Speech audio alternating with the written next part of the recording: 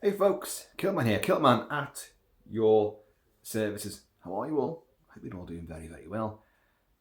Now, this is a video about my sort of evolving reactions and emotions to what's happening right now in the UK and obviously the ripple effect being felt around the world of the sad demise of Queen Elizabeth II and the accession to kingship of Prince Charles, who is now King Charles III. And I've always said that I wasn't pro-royal, and I never was never anti-royal. That's for certain. I always liked having them there. I always liked the fact that we had a monarchy, we had history and tradition, we had pomp and pageantry, we had that culture which so many other countries truly, truly envy, and so many hate as well. And even though I'm ex-armed forces, I took the oath to the Queen and her successors. You don't take it to the government, you take it to the Queen. And the Queen and the royal family's entrenched love and devotion for the British Armed Forces is unparalleled. So you won't find any member of the Armed Forces who does not celebrate the fact that we have a Queen and a royal family. But whether you believe in the monarchy itself and what they stand for, well, that's a personal thing, obviously. For me, I always loved having them there, as I said before. But what I've found incredibly profound about the last few days since the Queen's death, it's been incredibly emotional. I really cannot believe not only the huge public swell of emotion and by all the dignitaries and politicians and celebrities and everybody, who gets in front of a camera, dresses in black and says all the platitudes and all the solemn stuff. Now, whether it's part of the fact that UK TV and possibly outside the UK as well is nothing but saturated with all of what's happening now and what's happening since her death, the reaction, the fallout. We've got a new king, and the endless tradition and protocol that the royal family and everybody has to go through. I found it unendingly fascinating, and to use perhaps the wrong word, I've loved it. But in fact, because I love history, I love pomp, I love ceremony, I love all of that. I'm totally and utterly engrossed in it, and I'm learning so much because she's been the Queen throughout all of my life and throughout the vast majority of people around me and in the UK and around the world. She's been the only Queen in the UK. That's all we've ever known. Now we have a king, we have a new Prime Minister, we have a new Chief Commissioner of the Metropolitan Police. That's gonna come in a bit later on as well. So it's all changed. It's just what next? But I thought the Queen was a remarkable woman. A twinkle in her eye, a sense of humour. The amount of personal stories that people are coming out with is just... It's just an avalanche. It's a tsunami of goodwill and amazing anecdotes for someone that pledged her life at the tender age of, what was she, 25? That I'll give whatever's left of my life, however long, however short it may be, to the duty of my country. And boy, did she do that. The King, ex-Prince Charles, now King Charles, outspoken, highly opinionated, environmentalist, ecologist, progressive in many ways, and a hater of modern architecture, and that's understandable. I think we'll do a great job. Sorry, I'm doing all this with my hands, and it's like, maybe I am genuinely a royalist. Maybe I've got royal blood myself. My mother, big kilt mama, had 4 children, 3 boys and a girl. Like the Queen, 3 boys and a girl. And like the Queen and the royal family, there was sibling rivalry, there was moments of madness, military service, strong devotion to duty, And I never saw the Queen and my mum in the same room together. And my mum is now pretty much, this is the final innings, shall we say. So it definitely brings a lot of it home, the emotional thing. And everyone keeps saying, because the pop box, they're doing, up and down the streets, the Joe Public, how do you feel? Oh, we've lost, she was our grandmother, she was our mother, she was our mother, she was everything to us. And you get that because, as everyone keeps saying, it's like losing someone in the family, because she's always been there. And when someone this big dies, who you thought was going to live forever, which you can't help but do that, and you feel it brings out the emotions. And when you did lose someone, I lost my father last year, and I gave the speech in church. That was a very different affair because lockdown rules were enforced, so you couldn't allow more than 30. Actually, we did have more than 30 in there, but anyway, there was a lot of segregation involved. And my dad was a big hero and a legend, and there was many hundreds of people that wanted to be there, but sadly it couldn't happen. But the great leveler was when the Queen lost their husband. She sat alone, completely isolated from all the rest of her family because of COVID restrictions. And that brought a lot of it home to a lot of, people on the streets, of just how much they aren't that different from us. They have all their issues as well, but they also have to work day in, day out, signing stuff, doing this, meeting so-and-so, shaking hands. My God! I mean, I know Prince Charles's fingers are like sausages, but now you know why. Because in the days since, I cannot believe the amount of stuff that he's done. So, Thursday, we know what's happening. It's the end, isn't it? So all the royal family go up to Balmoral. Balmoral, their sacred home. Their favourite place on earth was Balmoral. Perfectly fitting that she should die there, because then Scotland, yes, Scotland, gets all of those first initial rights to it all. And she would have liked nothing more, being half Scottish herself. Her mother was Scottish. So all the royal family are up there, and they're in Balmoral. The next day, most of them leave back to London. The announcement's been made. Also the next day, from Balmoral down to Holyrood, Princess Anne, the Queen's daughter, makes that horrible, slow journey through all the streets, winding down from Balmoral down to Edinburgh. Must have been a ghastly thing.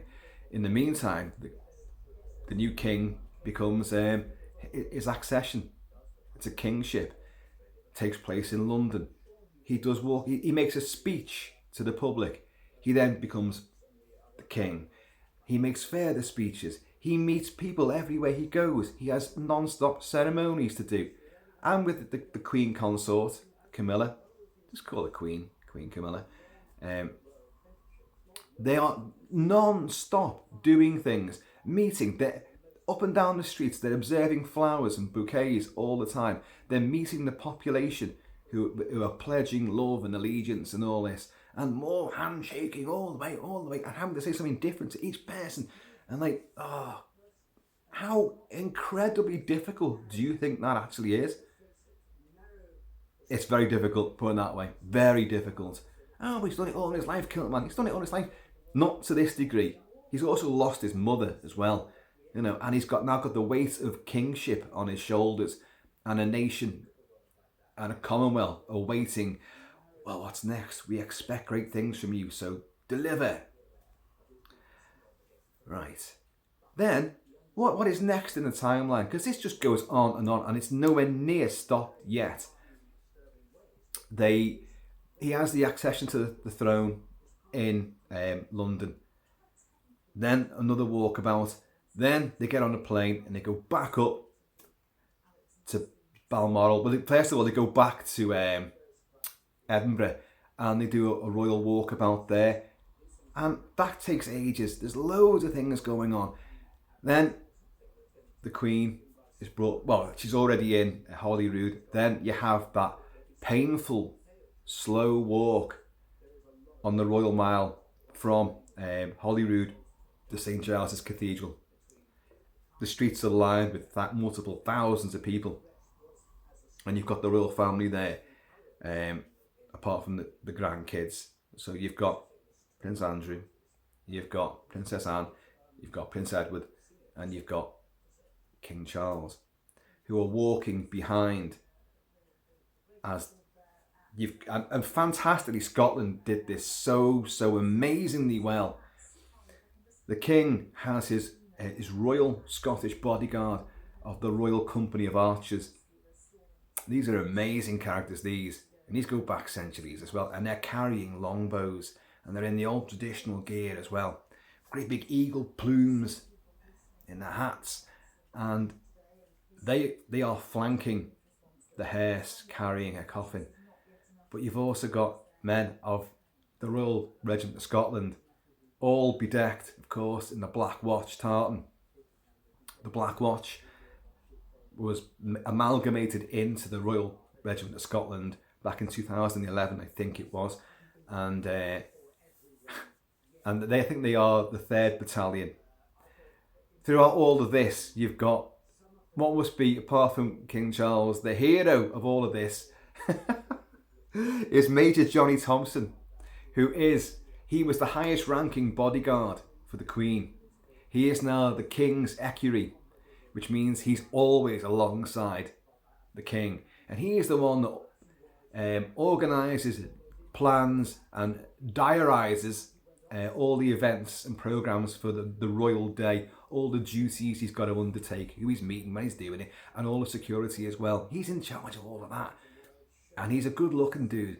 Oh my God, the ladies don't half love him. Major Johnny. He's become an absolute bloody superstar out of all this. And he looks amazing. He's in his Black Watch tartan. He's got his over-shoulder plaid fly. He's got all his kit and caboodle on. He's got his Glengarry. He looked truly astonishingly good. And so he's there. So you've got all this Scottish nobility and the uniform and the etiquette. Oh wow, it looks amazing. And unbelievably, the Queen seemed to bring out the best weather. But that walk that he had to do in front of the public as well, slowly, and there's a part of that, the Royal Mile, when it goes uphill.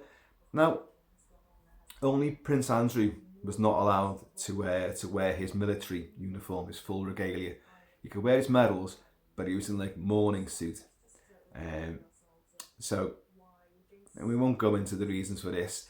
Heckling did take place, and I think, no matter what he's done, there's a time and a place for that, and do not confuse that with me defending him. That is not the case at all. But a time and a place. The other members of his family and he himself are in mourning, and this was a very solemn occasion, a very intimate occasion, but displayed publicly, which is a real amazing thing when you think about it, that you've got to keep all their emotions in, remain stoic. That's what the Queen always said. Remain stoic. You can cry in private, but keep your emotions in. The public need to see that, so they can depend upon you and rely upon you. So they're doing all this whilst suffering emotional, upheaval.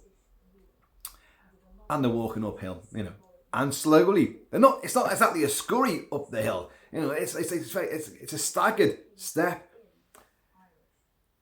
As I say, the procession's fantastic, but one guy did shout something out, as I say, the time and the place. And my daughter did surprisingly say, she went, look, that's his moment to say something, because, Prince Andrew doesn't get seen, there's no royal duties anymore, so he doesn't get seen anymore. So that's the only chance that guy's going to get to vent, his frustration and anger at a crime, perceived crime, alleged crime. So that was his only chance. So, well, okay, but it's funny how as soon as he said what he said, which I won't repeat, as soon as he said what he said, it was almost like, right, if anyone says something, you, straight away, God save the king, so that, the chant went up, so it overwhelmed it, and then applause and all that. So I understand all that, I both sides of that fence, people feel very aggrieved about a crime, a perceived, indiscretion, very bad indiscretion. So, people are going to say what they feel. But as I say, there's time and a place. So then they do this, they go up the hill, and the Queen's casket is put into St. Giles Cathedral, and where it lies in state for 24 hours. It's still there at the moment, but it'll be leaving very soon, I do believe, at the time of this recording anyway, to go back to London. But here's something that no one knew was going to happen. The Royal Company of Archers form a vigil at the corners of the casket, but the royal family, the sons and the daughter, take their place as well. Now, this was all news to everybody. All this etiquette that came out. I know for the royal family it's been planned way in advance. This is what happens. Every eventuality is covered. Death by accident, death by whatever, old age or illness or whatever. Every protocol is covered, and they've got to learn all this. But to see them, and let's face it, folks, they're tired. They're beyond tired. They're emotionally drawn, and they're physically none of these are young people.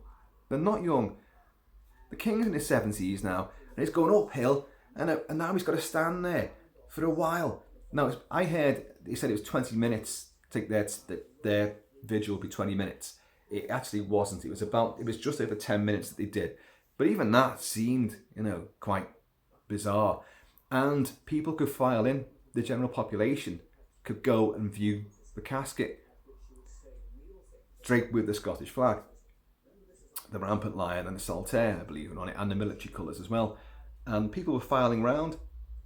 Within, the king and his family were just there, and in silence with their heads bowed or just in reverence. Wow. I've never seen the like of this before, and it's just almost unbelievable accessibility, old school tradition and etiquette, pageantry, meeting the modern world, making yourselves accessible to everybody.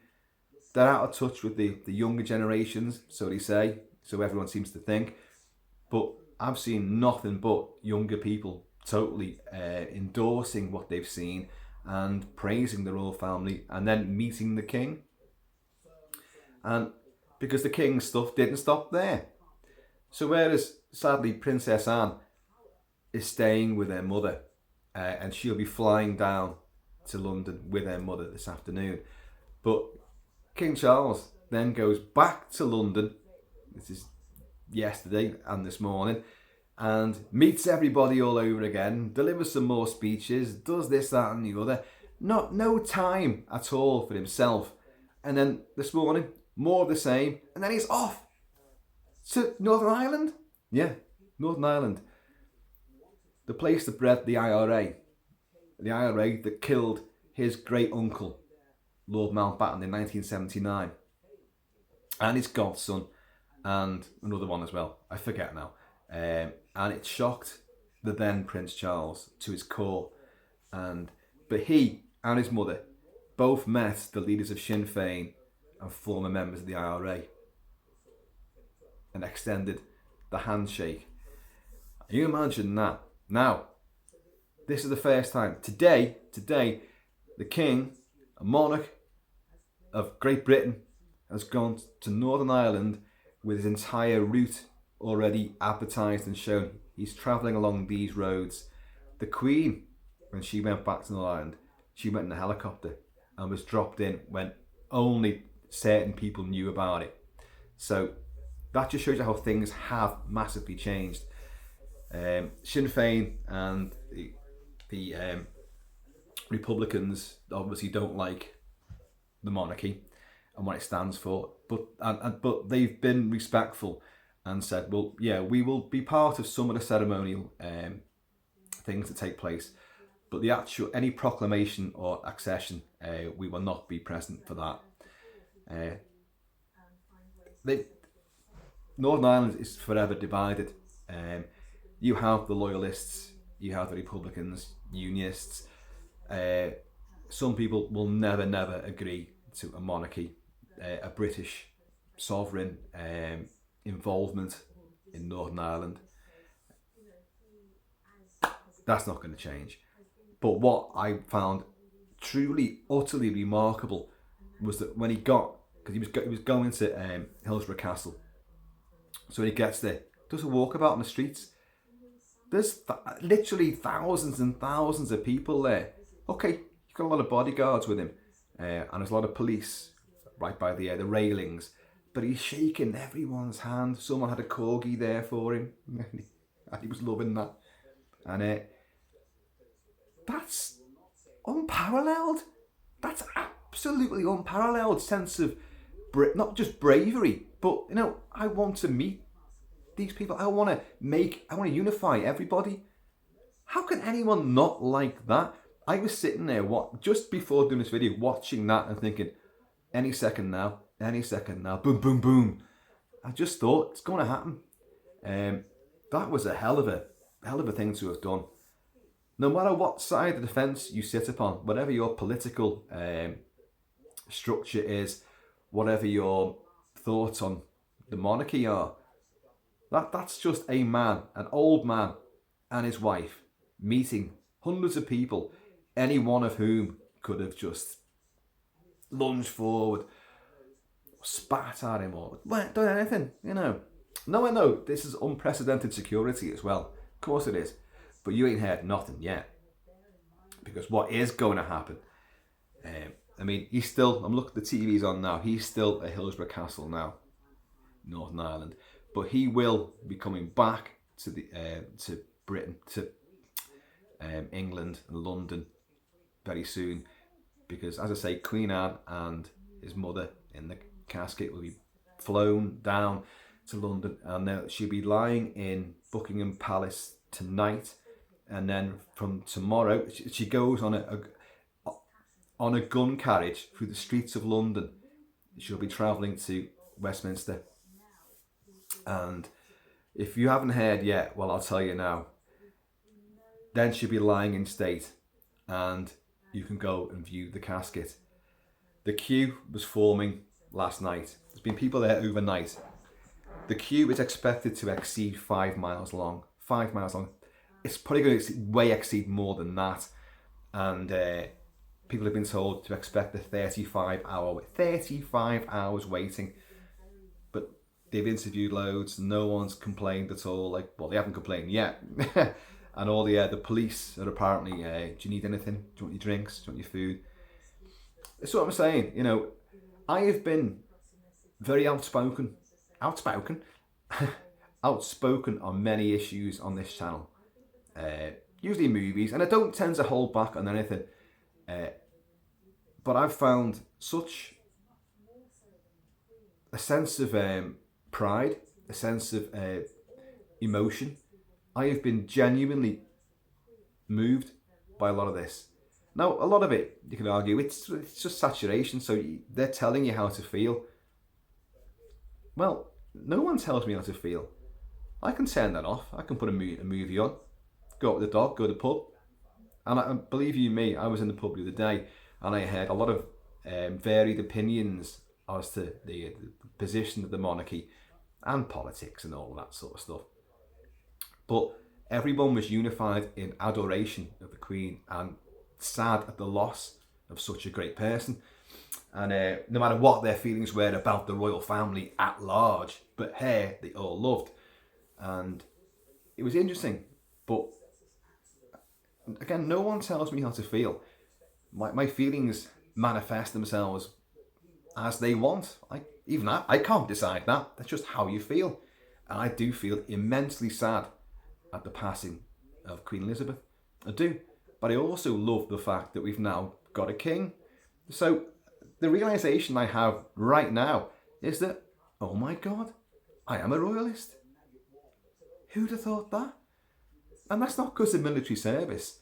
You pledge your oath to the Queen and the monarch and all the successors.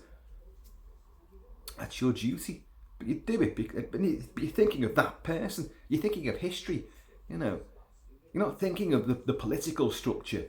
Now, of course, the king, always outspoken himself, has now got to sort of rein himself back in again, because he can't really take, a huge he can't command any political system. although they have the Privy Council, which they attend quite a lot, and so they're involved in everything to a degree. But so I'm watching him now. He's still outside Hillsborough Castle at the moment.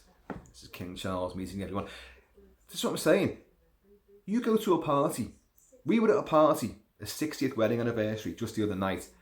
And the amount of people that the couple whose wedding do it was had to meet and greet and shake hands.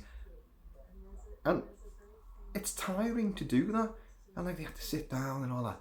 And the royal family are doing this absolutely almost 24/7. If you're not giving a speech and walking slowly into a cathedral or an ornate office in some palace, castle or noble house, you're then outside meeting the tidal wave of people. How do you do it? How do you do it?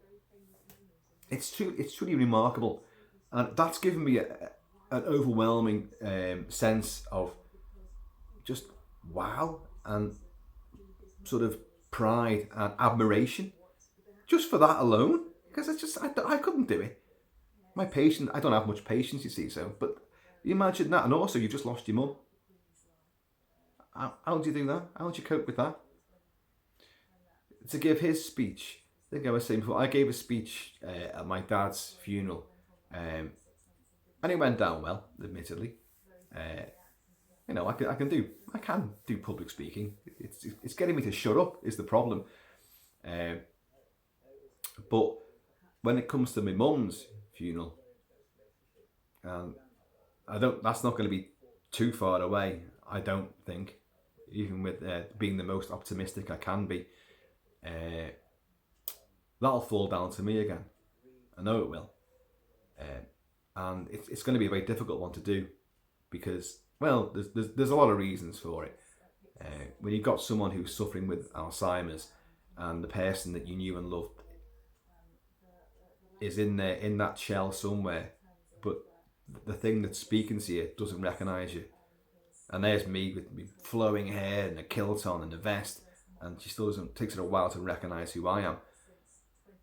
It's not good. And that's been going on for quite some time. So to say your memories of someone that the last couple of years they've not been the person you grew up with, the person you loved, the person that nurtured you.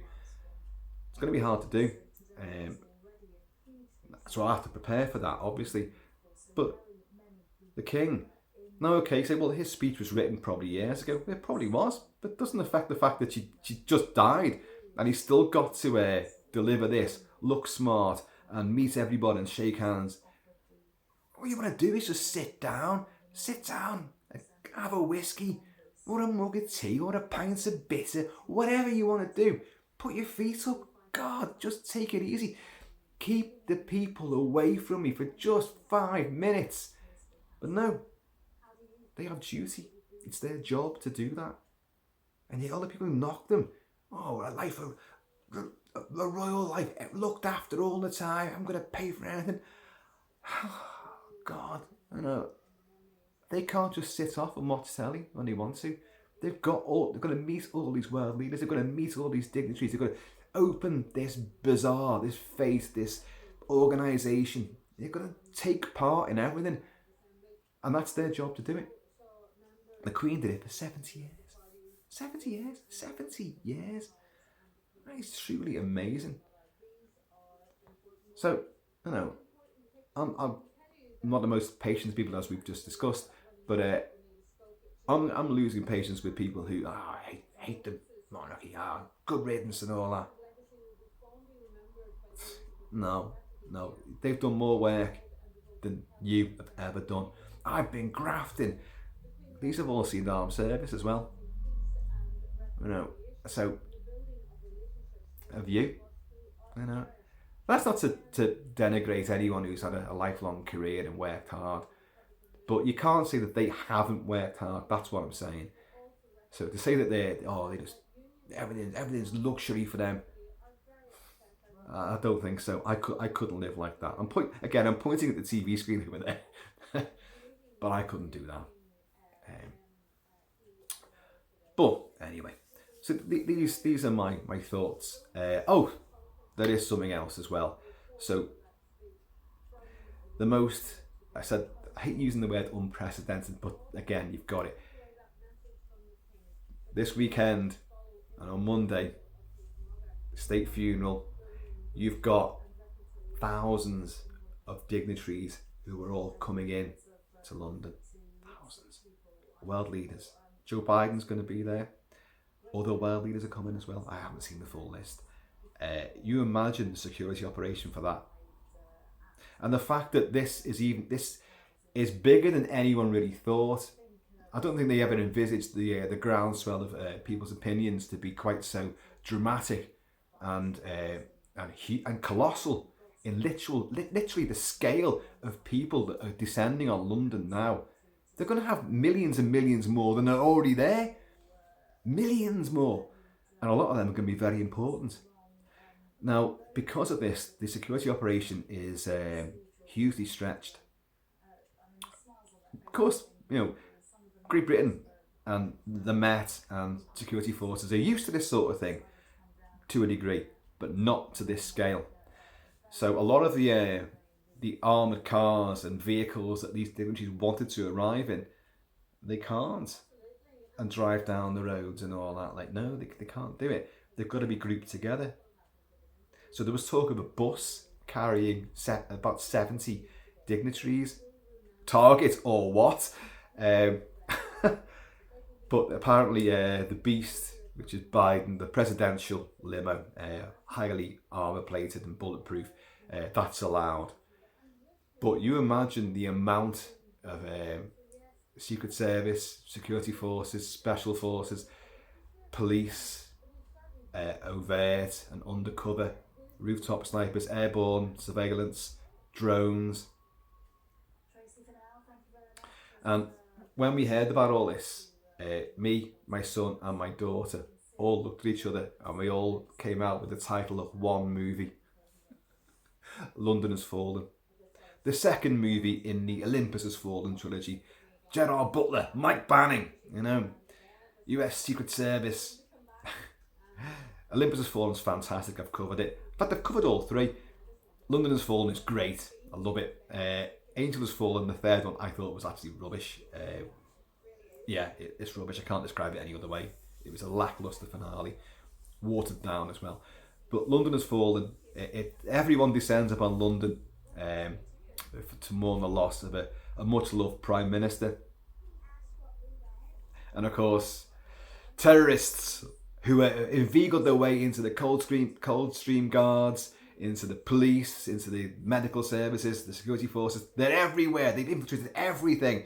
And they assassinate dozens of these dignitaries. And then after the president. Oh my God.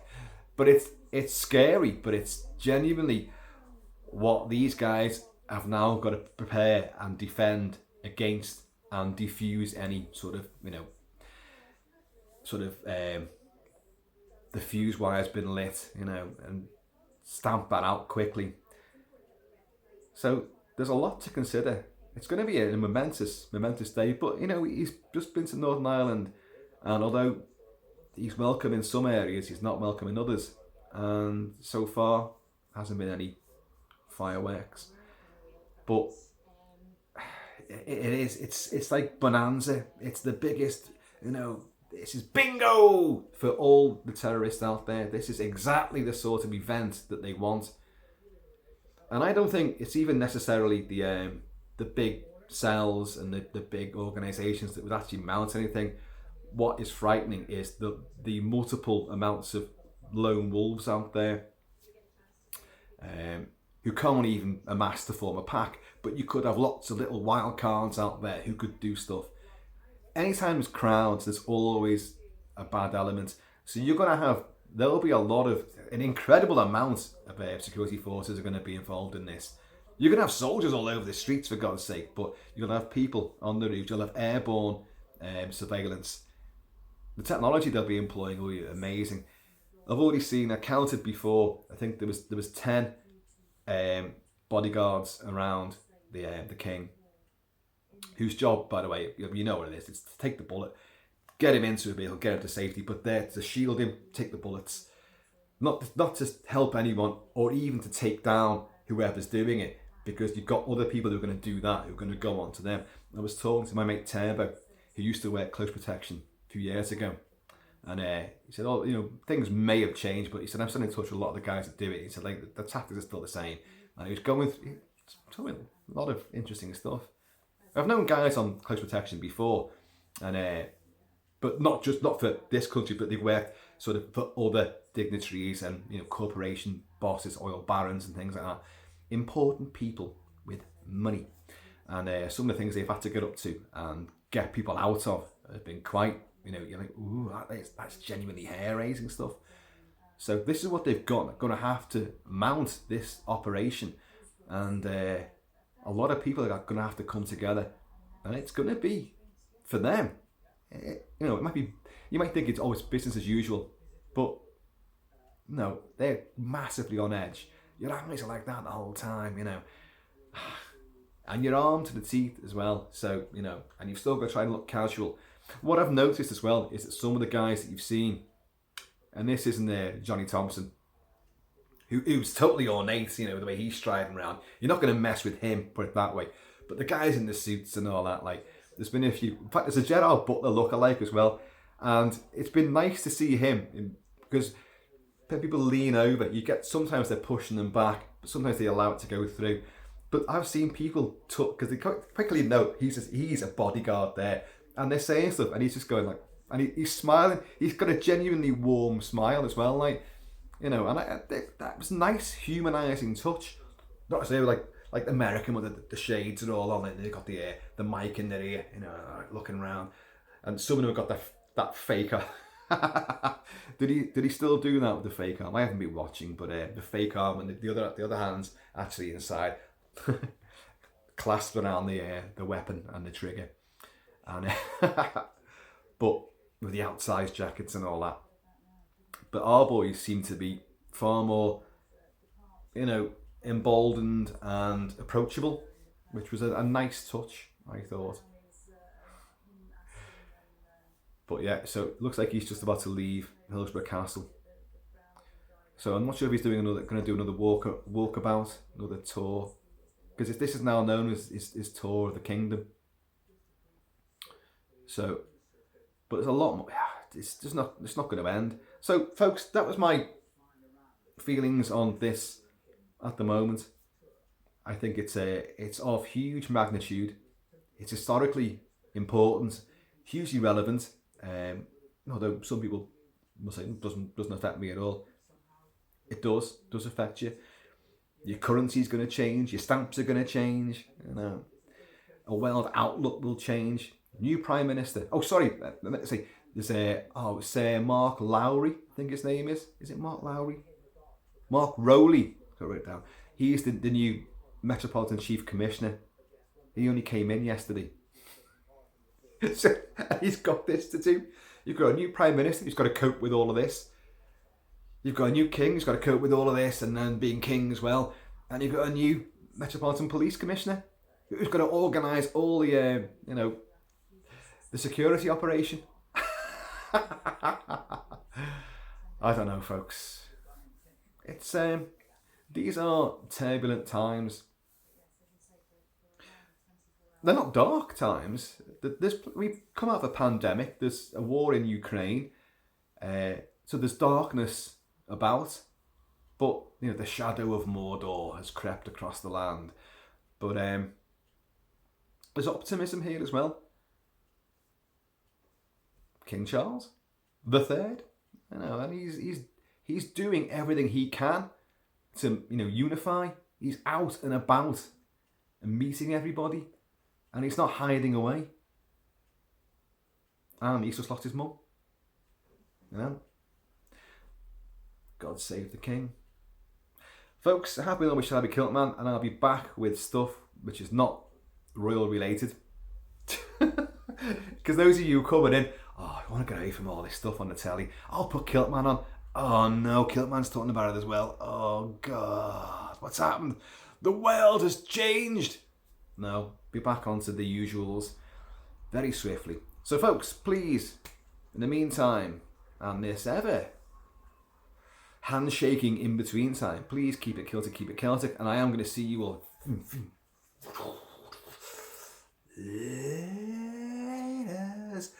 for a right royal knees up.